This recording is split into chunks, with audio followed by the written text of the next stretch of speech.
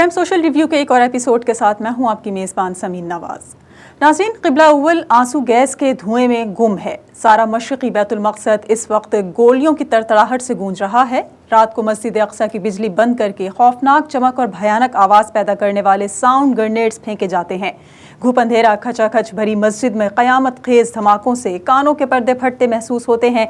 लेकिन इस खौफनाक सूरत हाल में 3 और 4 साल के बच्चे भी अल-कुद्स लना के नारे लगाने से बाज नहीं आते। फ़लस्तीन की मुक़द्दस सरज़मीन पर इस वक्त हालिया तनाज़ा शेख अल जर्राह का है। इसराइली जंगी तैयारों की जानिब से गज़ा में हमलों का सिलसिला जारी है और 3 दिन में अब तक हमलों में कम अज़ कम 35 अफराद शहीद हो चुके हैं, जिनमें ख़वातीन और 10 बच्चे भी शामिल हैं। इस दौरान फ़लस्तीनी अस्करियत पसंद तंजीम हमास की जानिब से भी 1000 के करीब रॉकेट दागे गए हैं, जिनमें से कई इसराइली इलाके में गिरे, जबकि बेशतर इसराइली दिफाई निज़ाम ने तबाह कर दिए हैं।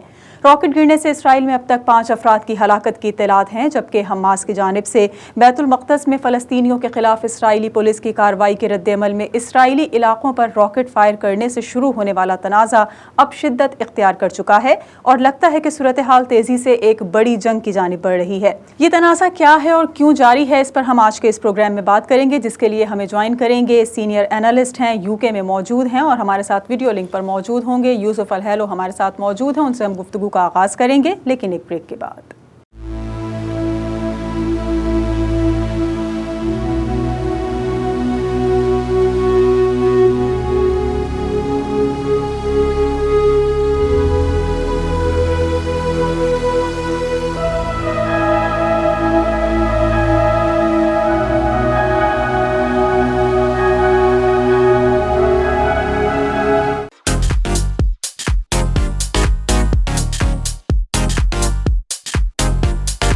गाड़ी खराब हो गई है तो हरगिज परेशान ना हो, यहाँ वहाँ कहीं ना जाएं। साबू ऑटोमोटिव रिपेयर पर तशरीफ लाएं और अपनी गाड़ी की मुकम्मल इंस्पेक्शन करवाएं। इंजन में खराबी हो या हो सस्पेंशन का मसला, व्हील बैलेंसिंग करानी हो या फिर अलाइनमेंट, हर काम मयारी और मुकम्मल तसल्ली के साथ करवाएं। साबू ऑटोमोटिव रिपेयर वर्कशॉप में अपनी गाड़ी की न्यूयॉर्क स्टेट इंस्पेक्शन भी करवाएं। 1259 McDonald Avenue, Brooklyn, New York. 718-377-2323।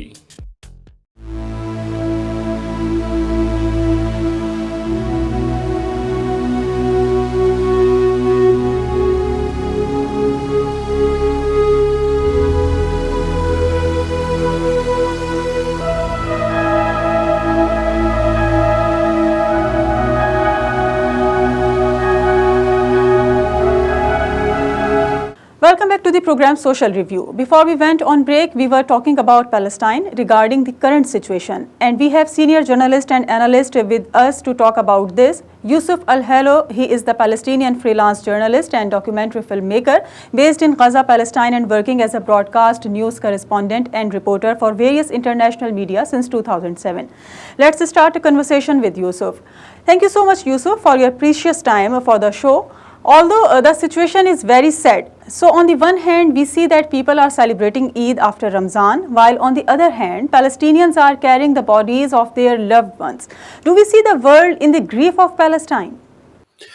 Well, it seems it's the fate of the Palestinian people to have such emotional feelings during Eid celebration. Deep inside them, they are victorious because they are steadfast.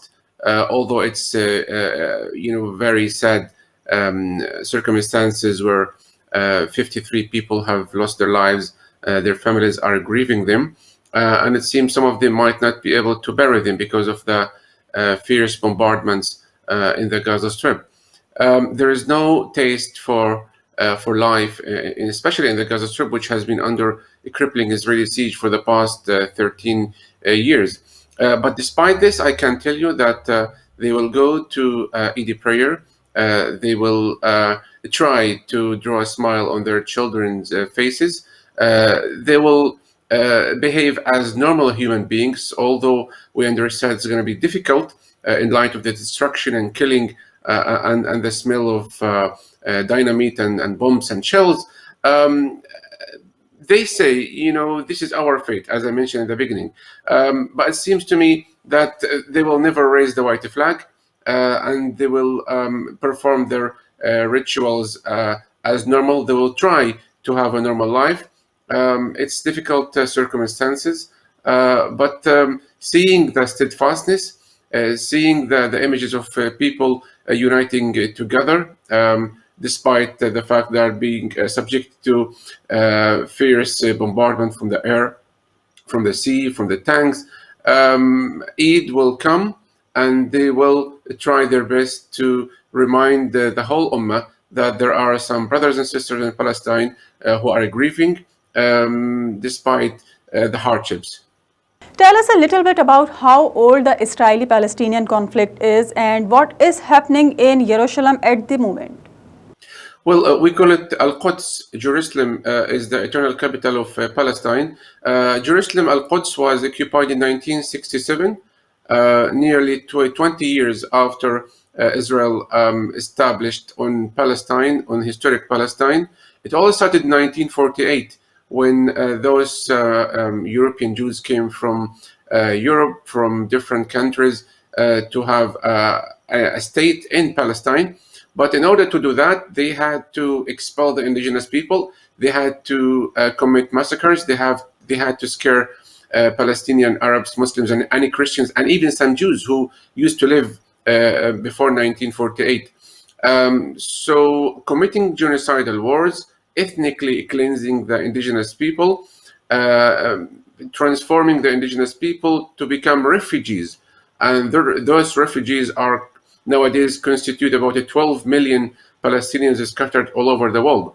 And then in 1967, when Israel annexed the West Bank and Gaza and Al-Quds, Jerusalem, we don't call it Urshalim, we call it Jerusalem Al-Quds. This is the Arabic name, which Al-Quds houses Al-Aqsa Mosque, which is Islam's third holiest site. And then in 1987, the first Intifada was broke out. The people rebelled and they revolted against the military occupation of the Israelis who used to rule Gaza. Nowadays, they only besiege Gaza from the surroundings because they had to flee Gaza in 2005 due to the resistance. And then in the year 2000, the second Intifada broke out when at the time of Prime Minister of Israel at the time, Sharon, he paid a provocative visit to Al-Aqsa Mosque, and then Palestinians revolted. And then in 2008, Israel waged its first war on Gaza, killing around 1,500 people. And also in 2012, Israel committed its second war on Gaza, killing around 900 people. And then thirdly, in 2014, Israel committed its third war on Gaza, which was the most vicious, the most barbaric attack in the history of the Palestinian people, killing at the time around 2,500 people. And then recently we saw what happened in Al-Aqsa Mosque. Al-Aqsa Mosque belongs to all Muslims around the world, not only Palestinians. That's why Palestinians are defending the dignity of Muslims worldwide. So it's all started 73 years ago. Yusuf, why is Sheikh Jarrah now a battleground between Jewish settlers and Palestinians? Because an Israeli court decided to evict the owners of those houses. About 50 families risk being thrown in the streets. Israel has been committing a genocidal war, ethnic cleansing campaign, as I mentioned, 73 years ago, and it is ongoing until this moment. Israel wants to empty Jerusalem Al-Quds from the Arabic and Islamic identity by inviting more Jews to live in the city. They destroy Palestinian homes. They don't give permission to Palestinians who live there to build new homes. They attack the Palestinians. They revoke their identity cards. They imprison them, they attack them, they make their lives miserable.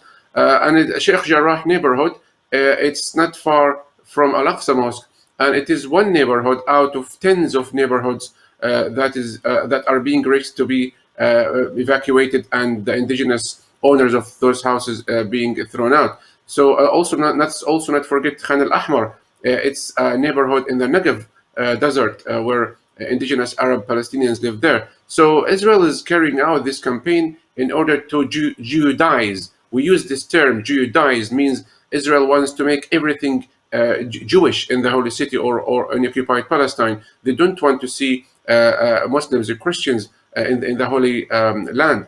And that's why Sheikh Jarrah represents a slogan of resistance and steadfastness. Talk with Yusuf on the situation in Palestine are ongoing. Let's take a break here and talk to Yusuf a little more after the break. Stay with us.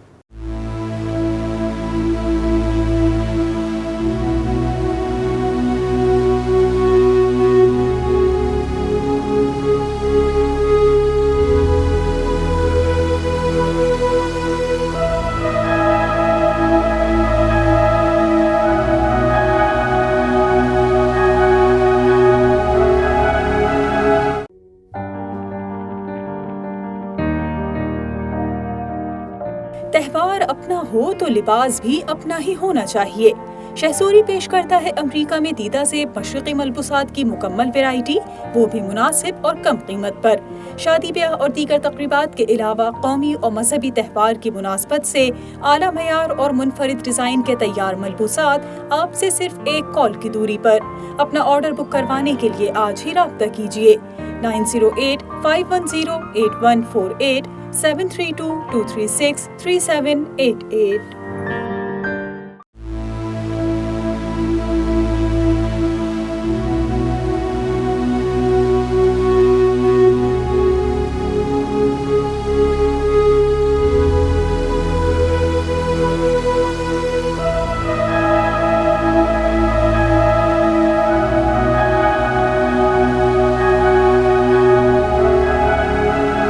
Welcome back to the program.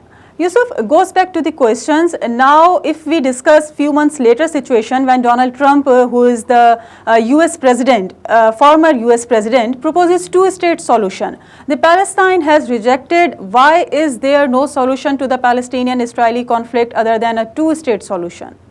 Well, this is the peaceful accord that was struck in 1993. It's called Oslo Accords. In 1993, the representatives from both sides, Arafat at the time, met with Rabin, Prime Minister of Israel at the time, and they decided to strike a peace deal. And it was meant after 5 years, by the year 2000, the Palestinians should have had their own independent state. But this did not materialize. So two-state solution is an international treaty, an agreement that was signed between the PLO at the time before the establishment of the Palestinian Authority, which is currently led by President Abbas. So peace doesn't mean anything. Two-state solution is dead, and it's already buried. We would love to see peace prevail across the region, but it is the Israeli side who are rejecting to give the Palestinian people the right to have their independent state. Okay, as a Muslim, I think the global response so far has been insufficient. Do you think that the need for the time is something else that is ignored? Well, we appreciate the steadfastness, the support and solidarity of people worldwide, whether they are Muslims or non-Muslims, because this is a just cause. It's a human cause. It's not a war between religions. It's a conflict over a right, inalienable right. It is insufficient in parts of the governments, but we appreciate the rallies and marches and solidarity of the people worldwide, whether in Pakistan, India, or in Europe or America. We see demonstrations worldwide, in London, Washington. It's great to see this solidarity, but what's needed more, there should be concrete steps taken on the ground on part of government to pressure the Israeli side to respect international law. Or if there are no diplomatic ties, for example, between Pakistan and India, they can exercise the pressure on their alliance. We know that Emirates now established diplomatic ties.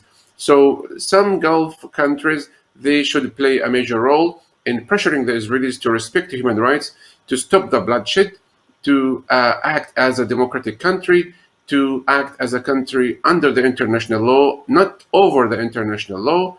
And it's unfortunately we don't know if peace is going to be attained, because the Israelis proved once again over and over again that they are not interested in peace. Okay, Yusuf, what do you think the stance of Tayyip Erdogan, Turkish president, regarding peace force? If they want to send the Palestine for resolving the conflicts, is it helpful for resolving the conflict of the Palestine and Israel? Well, the Israelis will never accept to see peace forces deployed across the occupied territories because Israel wants to have the upper hand. Israel doesn't want any monitoring committee to be on the ground because they know those peace forces will be documenting the violations on a daily basis. It is helpful, yes, but we know for sure the Israelis will never allow this to happen because those forces might align with the Palestinian people. We know the stance of Turkey is pro-Palestine, and the Israelis worried that those forces might help the Palestinians to improve their military capabilities or to help them in one way or another. Whether they are European forces, Turkish, Arab, Pakistani, the Israelis will never agree for those forces to be deployed because they are worried from being exposed through those forces because they know themselves they commit crimes almost on a daily basis. Okay, we know the situation is very depressing, but all those who take the plight of the Palestinians for granted and they want to help them in this time, what else can they do for them? Well, raising awareness is very important. Relying on social media to report on what's happening, demonstrations, probably talking to your governments to pressure them to probably boycott Israeli products or boycott visits or withdraw ambassadors. There are a lot of things can be done.